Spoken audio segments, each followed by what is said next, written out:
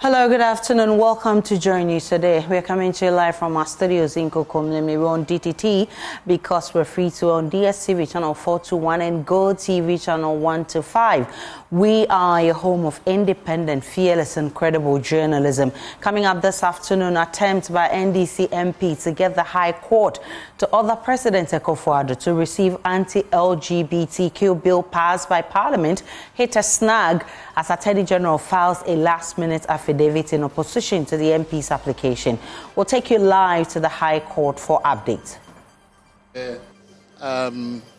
Attorney General, who had indicated at our last sitting that they were not going to file an affidavit in opposition, but they were going to come and argue on points of law, have now filed a formal affidavit in opposition and their statement of case.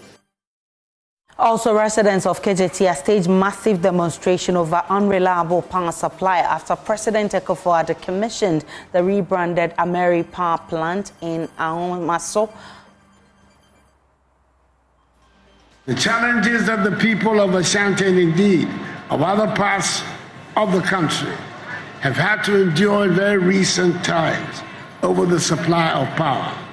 And I can only thank you for the patience you have exhibited in the face of these challenges. We'll hear from government, which says that with the coming on stream with the Kumasi 1 thermal plant, the situation will change. Now, Tema Traditional Council performed final rites to appease the souls of 2 persons killed last Friday during a procession of the Lejo festival, describing their death as a bad omen. We have more from that community shortly. My name is Aisha Ibrahim. We're also live on Facebook, YouTube, Instagram, and X Spaces at JoyNews on TV. My personal handle is at Denana Aisha. Please do stay for details.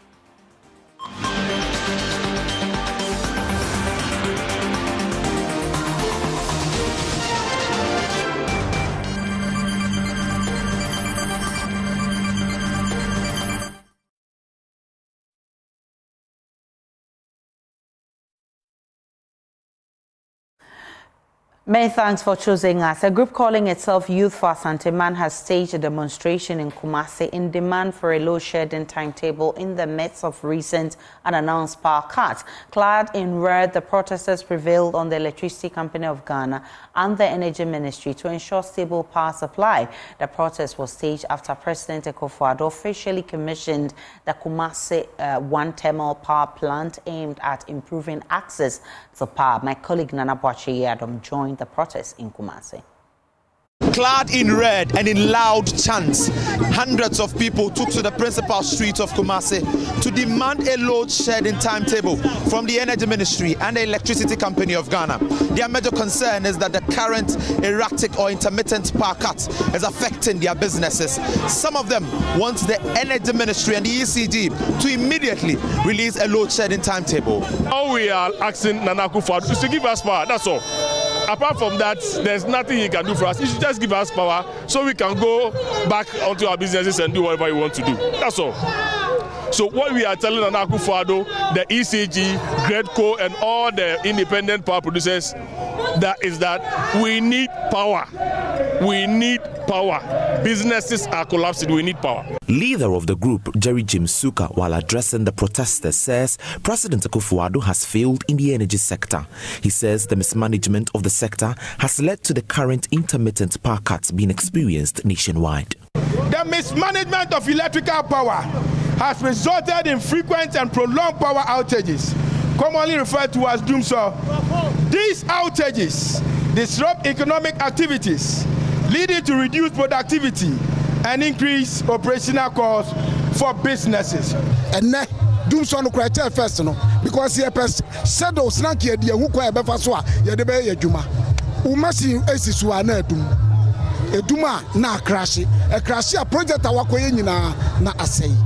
The thing the nim say ebedum light in this time. It do wa umasi ne adwuma unim say ebedum to over stop no. Say unim when you say why you so hard drive.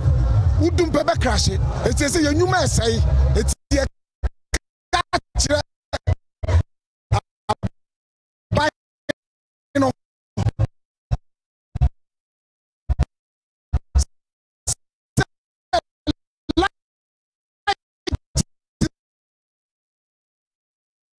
Apologies for the breaking sound, but President Akufo-Addo has meanwhile for the first time acknowledged the country's power challenges, assuring that the Kumasi 1 thermal power plant will bring stability to electricity supply in the region when it is fully operationalized.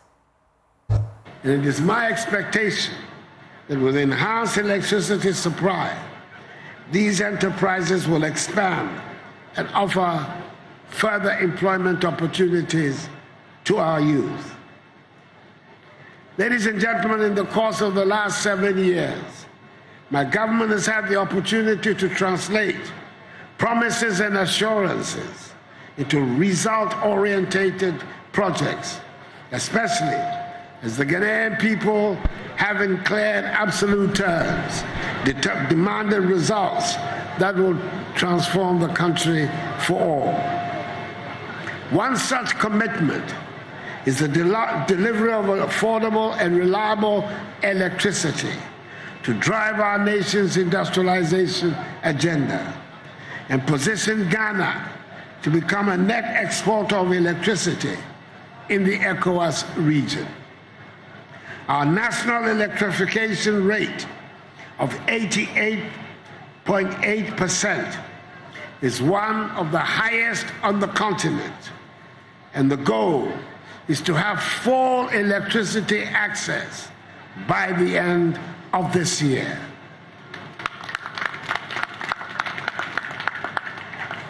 In the areas of power generation, transmission, and distribution, my government has made and continues to make significant investments towards the provision of reliable and competitively priced electricity to assure economic growth. This is part of our commitment to realizing the 2030 United Nations Sustainable Development Goals. I do acknowledge Regional Minister, Minister for Energy, ladies and gentlemen, and Nananom, the challenges that the people of Ashanti and indeed of other parts of the country have had to endure in very recent times over the supply of power. And I can only thank you for the patience you have exhibited in the face of these challenges.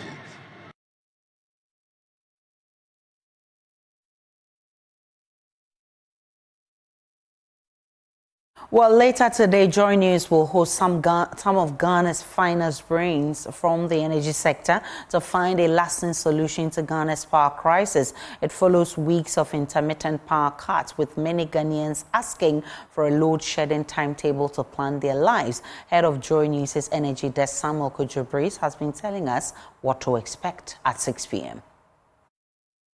We're having this problem that we had some years ago. So how do we deal with it? How do we ensure that, power supply, stable power supply is guaranteed for everybody? That's why we're putting all these brains together to brainstorm on the issue and say and come out with how to tackle the issue, because we believe that there's a solution somewhere. That solution is what we're looking for. So we have the chairman for the Parliamentary Committee on Mines and Energy, Atacha. We also have the ranking on the same committee, John Jinapo, coming. We have Dr. Steve Mantea, and you know that when it comes to the energy and extractive sector in Ghana, you don't talk about it without Steve Mantea. So he will be coming. Another person who's so versed in the area is Kwame Jantwa, Esquire. He's also part of the people coming. We have people like the Dr. Petobo, who is the CEO for the Independent Power Generators Ghana, the Chamber of the Independent. He's also coming. We also have a rep from ECG, represented by the POOL, that's the Public Utility Workers Union. Michael Yantichi will be here. So he is in the sector. He shuttles between those who produce and those who supply. So he understands the issue. And all of the people we are bringing on board really understand what the issues are. We also have a former Deputy Minister of Energy to join us, as well as a former CEO of the VRA, who has even worked at GridCo before. So he understands generation and also, how that grid works. So, we believe that these are the people to really dissect the issue about power and how, we can deal with it. Away from the energy situation, the Ghana Armed Forces say ending stereotyping and having more females in the force requires a holistic approach with the support of other stakeholders, including families. At a sensitization campaign in Sonyai by the Kofi Annan International Peacekeeping Training Center on career opportunities within the Ghana Armed Forces, Colonel Dr. Mohammed Wombe, Command Logistics and Gender Advisor at the Army Training Command in Teshi, said steps have been taken paving way for females in the forces to rise to the top, which will encourage more to join. International Peacekeeping Training Center and the LC Initiative, in collaboration with the Ghana Armed Forces, have sensitized over 500 selected students from schools in the Bono region, including St. James, Odumasiman, and host Sunyani Secondary School, on career opportunities and misconceptions about taking up a career in the forces. Adelaide Akufo-Addo, Senior Program Officer, Women, Youth, Peace and Security Institute at KIPTC, said the sensitization focused on implementing the United Nations Security Council resolutions 1325 and 2250. Specifically on issues of peacekeeping, we seek to promote the implementation of the agenda by ensuring that we have women forming part of peacekeeping operations. So that is why we are here working with the armed forces, encouraging young girls to join the armed forces, but to also join through the combat and combat support roles, because that gives them new opportunities and actually greater opportunities in building a career within the armed forces that will ensure that we can get these young girls, when they join the military, to grow through the ranks and attain leadership positions. CPO-1 Lydia Ya Eninfo, sharing her experiences in the Navy, said disciplinary standards motivated her to join. She charged the students to embrace the opportunities in the forces that also enhance family life. Colonel Dr. Mohammed Wombe, Command Logistics and Gender Advisor at the Army Training Command in Teshi, Accra, said all hands should be on deck to end stereotyping women who desire to join the forces. Probably when we finish with the second cycle institutions, we will begin to go to the general public, even reaching out to families, because we reckon that our traditional value system and our traditional customs creates fertile ground for some of these stereotypes. But with education, like what we have done, it is possible that we can overcome. The military itself as an institution has its own values, customs and tradition, which we are making conscious effort to overcome, to make way for the female to participate in decision making. Here are some of the students. With this meeting we had, I've gotten a lot of courage. At first I heard you can't get married when you go into the military service. But now I know you can get married. You can engage in family activities. Precious Semevo, JoyNews, Sunyai. Ghana Civil Service has been tasked to assist the government in formulation and implementation of government policies for the development of the country. Many have had cause to lament over the lackadaisical attitude of some civil servants and how this is affecting the service and in turn retrogressing the country's development. Head of Civil Service, Dr. Evans Agredako, says his office is working around the clock to ensure a reversal of this trend. He spoke earlier on News Desk. Well, it's true that maybe some may not have the same attitude. Attitude is everything. What we are doing is to build on what is it that we have met. How do we reconfigure the public bureaucracy to make it as vibrant as possible? So the human resource is important, the attitude is important, the profile, what is it? So recruitment is important. Caliber of people who enter the service, what is their background? How capable are they? Those who are already in, do you have a continuous learning framework? So we're putting in place a continuous learning framework that will continue to enhance the capacity of these individuals to be able to deliver. For instance, we are encouraging our institutions to want to institute some incentive packages, measures within the institutions, what I call institution-specific measures, to look at how we can incentivize our people to peak performance. Because as you are aware, if you pretend to be paying some people, then they'll be pretending to be working, for instance. So we are looking at that and what it is that we ought to do to improve upon people's morale. If morale is low, you can't expect that they will deliver. So we are dealing with morale issues. We are providing a lot more logistics, because when you deploy functions, invariably you ought to deploy the corresponding resources for people to deliver. Because I've argued that enthusiasm alone doesn't grow food. You need to have the wherewithal. So these are areas that we are looking at. We are even reconfiguring the Civil Service Act itself, which act was enacted in 1993, and thus far we are literally being overtaken by events. But the whole local government system is even sitting in our act currently. We need to reconfigure. We need to really institutionalize our performance management systems. And we are taking seriously the issue of performance management and performance appraisals. And I can tell you that we have gone digital on some of these matters, like the electronic staff performance appraisal, which appraisal system has two major objectives. How do you peak performance? So it's a performance enhancing mechanism, and also provides us a scientific basis to want to see who can progress to the next grade among others. So it's not an open sesame, it's not a wholesale, but at least there must be scientific basis of that. And thus far, compliance levels are hitting about 93%. Okay. The highest that we've had in terms of people completing. We don't have a situation where people will just fill the appraisal when they just want to go for promotion and so on. It's all scientific.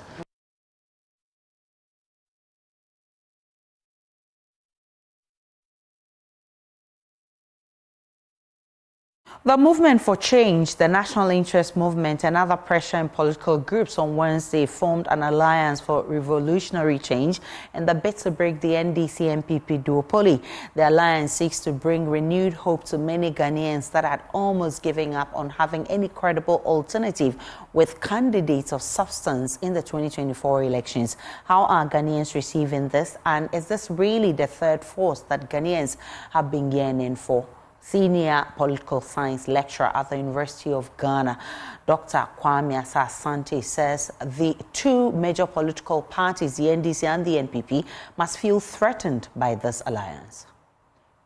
If you look at the personalities, and remember that in election, personality comes a lot. In 2016, we did some work about soliciting opinion from Ghanaians as to what will form their decision when they are looking for a president for this country. And one of their considerations was the fact that, one, they need policies and programs, all right? If you look at the policies and programs that this group has, there's no doubt in my mind that it's very, very interesting, and it attracts a lot of people against the backdrop that the people, the leaders, some of them are towering personalities. You cannot, close your eyes on that, about the personalities of Alan Chemating, Abu Sakara, and the rest of them. And this is something that we gleaned from our 2016 election analysis that we did. But apart from the track record, one other thing is also the presidential candidate itself. All these things put together, in addition to your ability to command resources, both human and material, to run your campaign throughout the new and cranny of this country, your ability to be able to also have strategies that will be able to pull you the votes that you need. And of course, the messages which are born out of your manifesto, which is nothing but the problems and solutions of this country, which you have tailored them along national levels, regional level, and constituency level. Your ability to be able to put all this mix together and make sense will always give you the results that you want. But if these people are able to do this, in addition to other groups whose contribution will obviously come and support the smaller entities, such as the one we are talking about, then obviously it calls for worry for the stronger, the dominant parties, because what you don't want as a dominant party is for the election to be pushed to a second round. And that one, it creates all manner of problems for you, especially incumbent party, which is in government. And that one, it creates, it opens the floodgate for all manner of things to happen to that party. The Tema Traditional Council has today performed final rites to appease the souls of two persons who were killed last Friday during a procession of the Blejo festival. Priests and priestesses clad in red and white are visiting 22 clan houses to perform rites to cleanse the land. The death of the two during the festival is seen as a bad omen. One of the youth leaders at the Tema Traditional Council, Henry Oninko, shares the need to perform this right as police investigate the matter.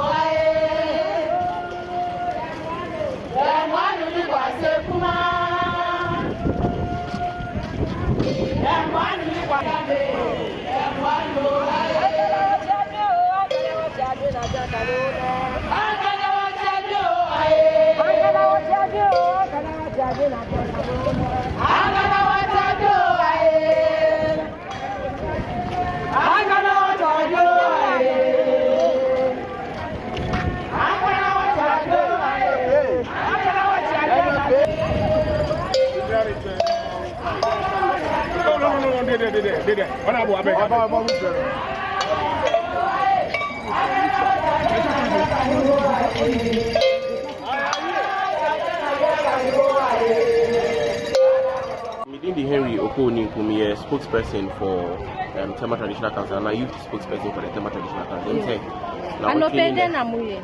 I'm training them to say, you did a fashion, and I said, you was your phobia, effort to say, some of you and go for me. As a Minoka said, I'm a person, yes, we have actually asked the Ghana Police Service to investigate the matter, and then Minoka say, I'm a Bakuzu on my saying, na ya yiku more fashion into ya mom cra baby pabinda internet and pay yen it's a more visit clan houses saying Hanuma you were 22 clan houses it's a name no say ya ba your ichushi ya ba ajakrowe ya be for all the clan houses. I mean it's just basically like say we are exercising our grievances and no nti bibia assembly and sibio there Ghana Police Service for the you person youth no be the law into their own hands. Already know the Ghana Armed Forces, they have issued the communique said yeah Bambishia. But they back when he said the accumulated grievances of the youth will be to me the person be advised we are law abiding citizens. It's we are invoking our deities because a fashion aid in your modia into some because of the fashion and then someone has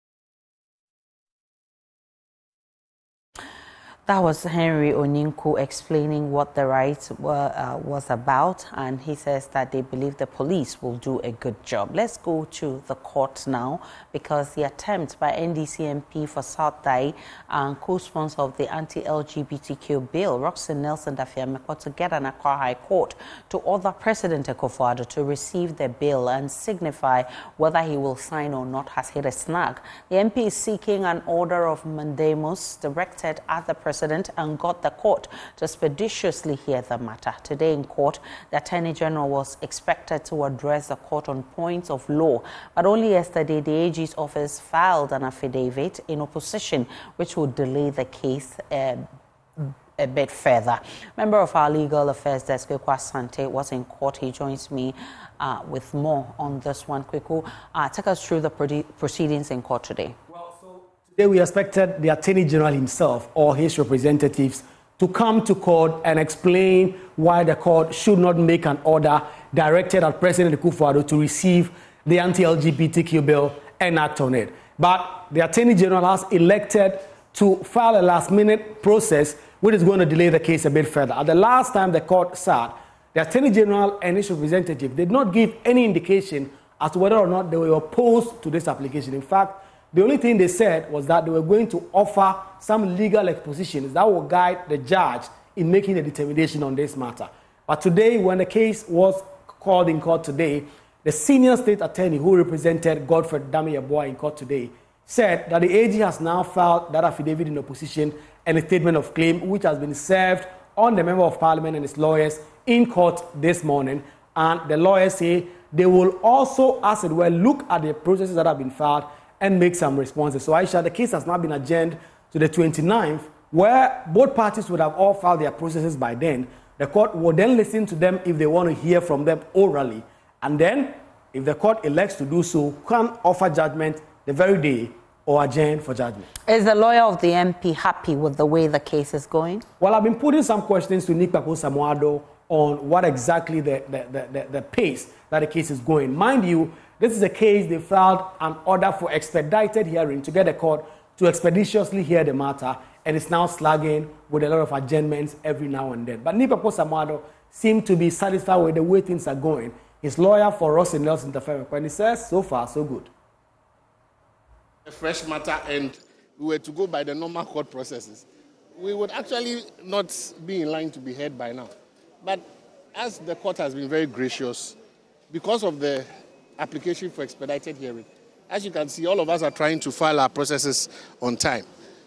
The only thing that was of a bit of a surprise today was the fact that the Attorney General, who had indicated at our last sitting that they were not going to file an affidavit in opposition, but were going to come and argue on points of law, have now filed a formal affidavit in opposition and their statement of case. So we would have to take a look at it. We looked at it in the court. We were served in the court.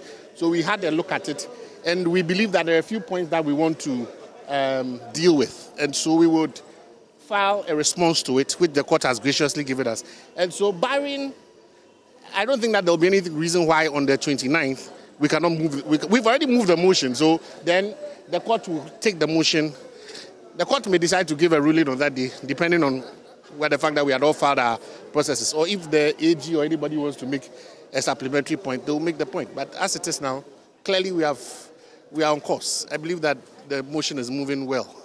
Clearly, the anti-LGBTQ is being held in the balance.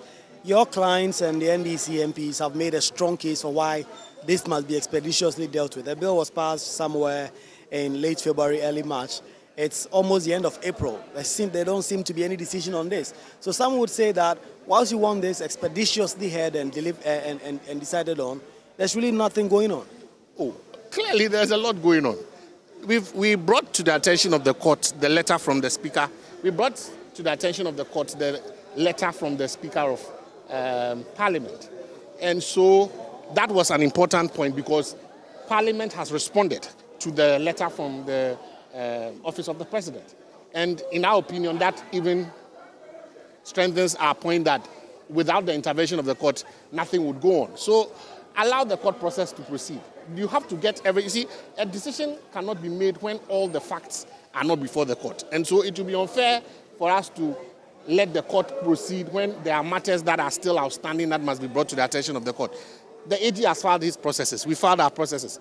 We've sought leave to respond to processes filed by the AG. So on the 29th, there should be no reason why the court will not go ahead, either to give us a date for the decision or maybe to give us some further directions. And in today's Filth Exhibition series, we'll take you to Nigerian Quarters, a suburb of Achimota in the Okankwe North Municipality, where residents struggle with stains from an over 30-year-old dump site sitting in the middle of the community. The residents say the situation is taking a toll on their health. My colleague Prince Kwame Kuduga has more. Welcome to the Nigerian Quarters, a vibrant suburb nestled on the outskirts of Achimota, the Okaikwe North Municipality of the Greater Accra region. But beneath its colorful facade lies a stinky secret that has been plaguing its residents for over 3 decades. Residents continue to grapple with the consequences of a 3-decade-old dumping ground right in their midst. Now it appears the residents have become specialists of stench, experts in the art of navigating through mountains of rubbish just to survive their daily lives. In fact, my brother, like what I'm saying, when the sound like this, you know, you can't get it, the smell is too much. Like the evening, you will see, you yourself, you will see what is going on. Or rainfall. When you fall the big, you know, fall big self, you hear it all the smell. And then the smell too, the be smell where you feel brief. When I live here, where I'm going. And then most of us will not get money to go and rent room different place. So actually, I learned that this baller have been here long time. It's not today. I can even say that assume it was around Nkrumah time because it's not now. But only that the problem we are facing is that the smelling of the bola, and then also we can create sickness, and we have families too. But why is a dumping site sitting in the middle of a community? An elder of the community, Bawa Atuche, explains how the dumping site became a perpetual member of the community. Where the bola it is, there is this building washing room. So the washing room can be rejecting one, they know they use it again. Where they come back like bush.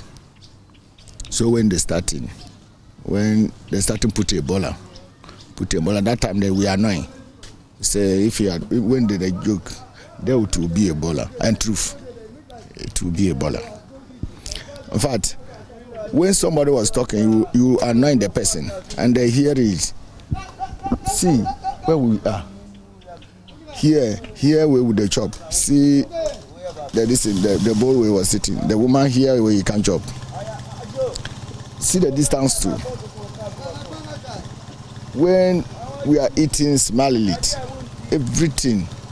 And then somebody when they come to put a bola, if you say go top, carry top, and put the bola. If you didn't joke, they will insult you. You see. So we are suffering with this bola. According to the residents, an effort by the Member of Parliament to clear the piece of land off the mountain of waste was not successful.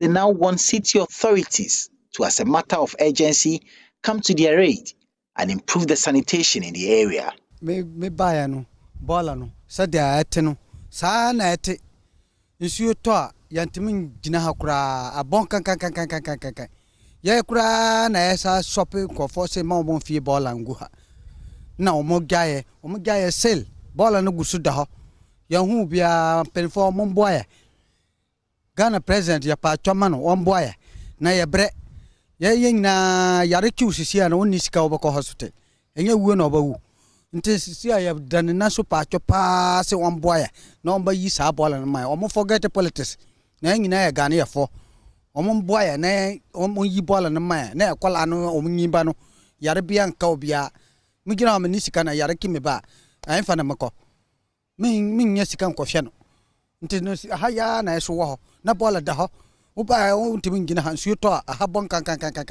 So as I can hear it keep where this bola 2 day here no be today. So what now we want say this bola go come off for here. Where our MP to come, where won't promote this bola, give us so say we all be free.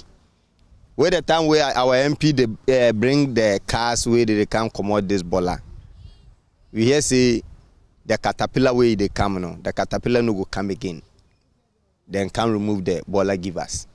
And now what we they beg you people make our penny for our elders here. Say make them come. Remove the bola give us right now. No, that be what we want now. Say the bola go come off for the year because the sickness too will be too much. That was I think 3 days ago. One of our friend was of it. What I say of it. I think it's the same sickness now. You get so we can't wait till we die before they go come remove the bola give us. And so, as the sun sets on another day in Nigerian quarters here in Achimota, the residents cling to hope, like a life raft in a sea of despair, praying that someday soon their pleas will be heard and their plight acknowledged. Prince Kwame Kudiga's report read to you. What's alive on JoyNews Today? We're coming to you from our studios in Kokomlemle, and we're on DTT because we're free to air. Let's take a break. When we return, we'll bring you the very latest coming from the world of business.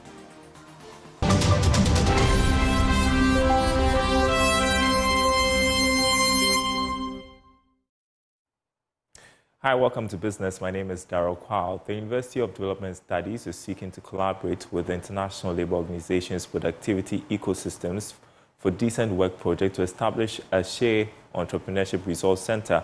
The center will focus on understanding labor dynamics, productivity enhancement, and sustainable practices within the shea value chain. Here's more.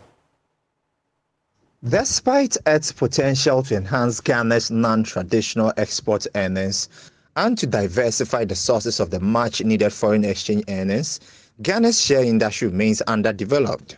Shea butter exports were valued at over $92 million in 2022. The Future Markets Insight in 2023 valued the global shea butter market at $2.75 billion.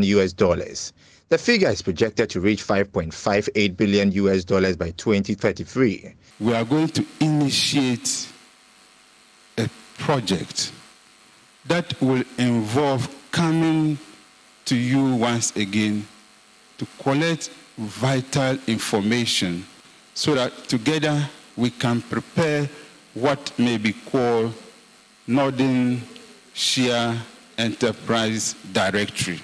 Speaking at a result sharing and certification of beneficiary SMEs at Tamale in the Northern Region, a project office of the Trade for Decent Work project, Samuel Isiedu Onoma, noted that apart from the training beneficiary, SMEs have been supported with basic equipment. The ILO has been supporting these enterprises with some equipment to enhance their productivity.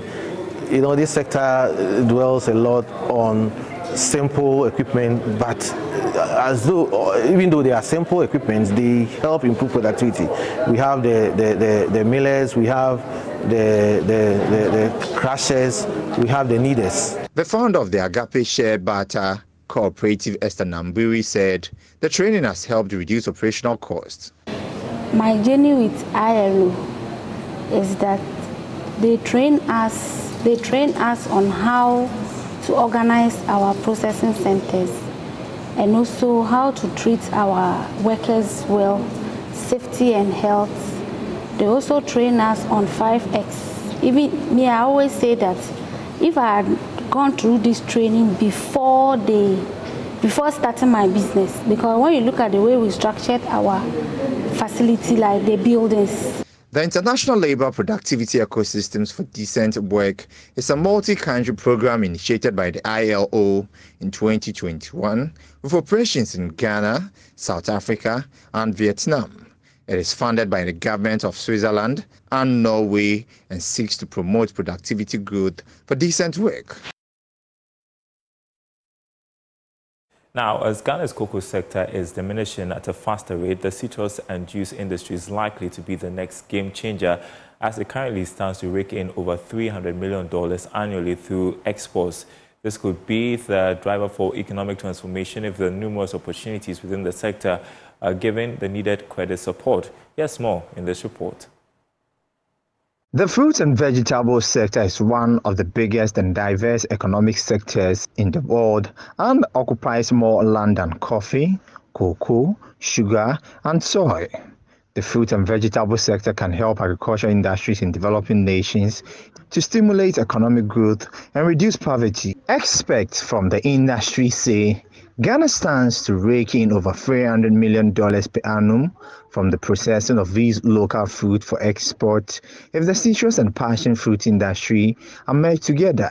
They urge the country to lead in the emerging fruit and juices industries with potentials like coconut water and coconut milk to aid the country earn over $1.5 billion annually and also creating sustainable jobs of over 800,000 in the value chain. These earnings could improve on the country's balance of payment, strengthen its reserves, as well as stabilize the currency. It's becoming clear that Ghana harnessing its natural exotic agricultural resources will create huge transformation for the economy. Currently, products like Kumfi juices, which are made from Ghana's own natural pineapples, ginger, oranges, and other fruits, are creating huge sustainable income for local farmers and also serving as a new breath hope.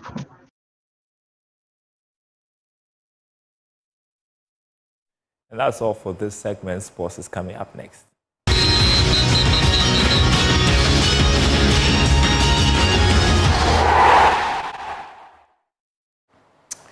Time now to bring you sports on JoyNews Today with me, Muftau Nabila Abla. The National Sports Authority and its partners will be organizing a friendly march in honor of the National Chief Imam Sheikh Nuhu Osman Sharbutu, who will be celebrating his 105th birthday on April 23. As part of activities in honor of the Chief Imam, there will be a friendly match between Kumasi, Asante Kotoko and Great Olympics. Let's hear from board chairman of the authority, Seth Panwum, who's been speaking about the reason why they've chosen to honor their man.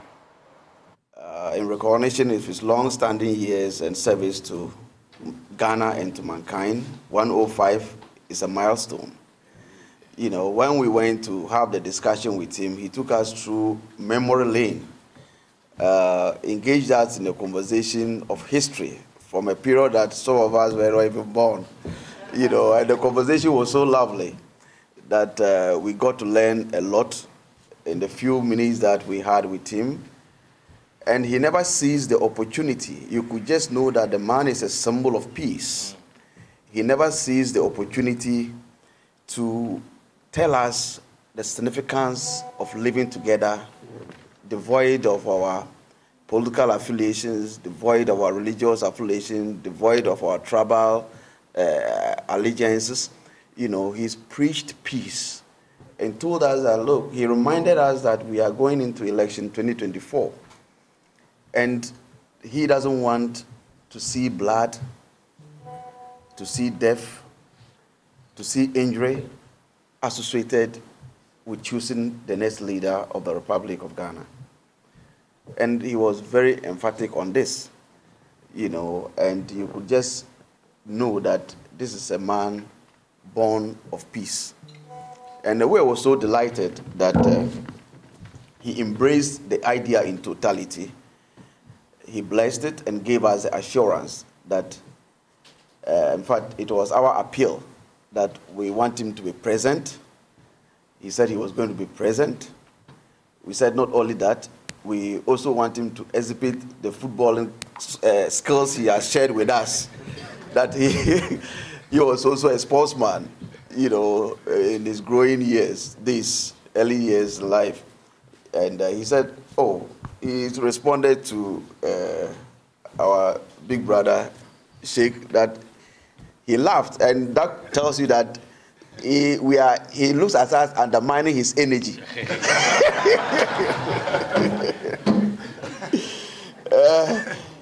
He said he is going to be present, and not only that, he is going to kick the ball.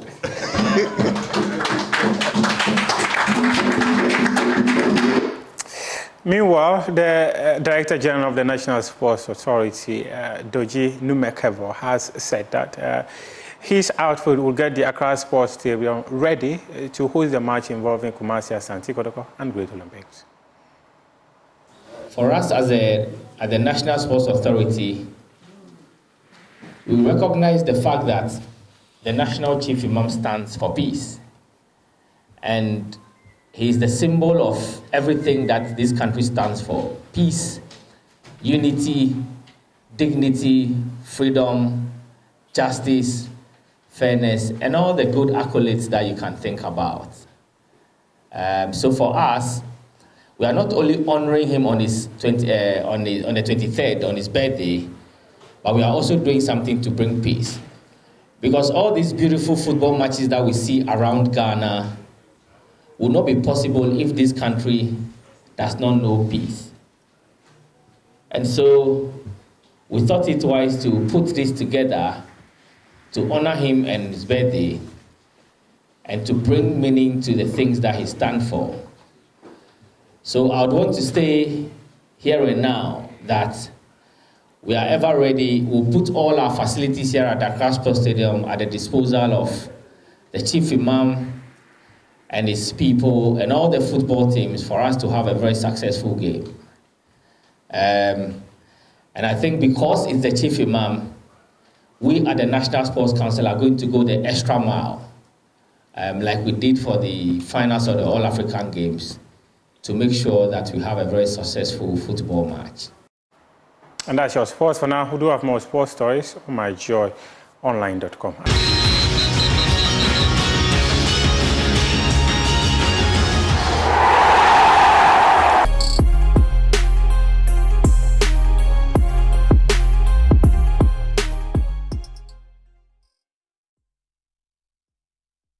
Good afternoon. Welcome to the Showbiz segment with me, Jacqueline Ansuma. Nigerian musician Davido surprised the crowd at his timeless concert at Madison Square Garden when he brought out BET award-winning dancehall singer Stonebwoy. The duo performed an electrifying rendition of their chart-topping collaboration, Activate. We have excerpts.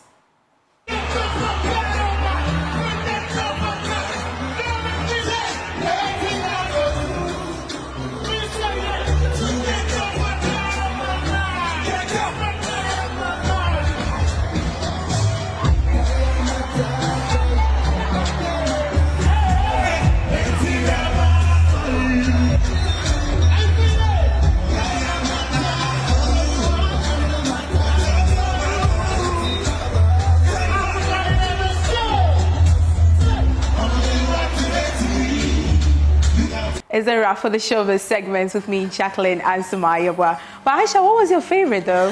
Chocomilo, of course. Chocomilo, chewing, Chocomilo. And I still like it. I still love Well, Chocomilo. yeah, it's still in existence.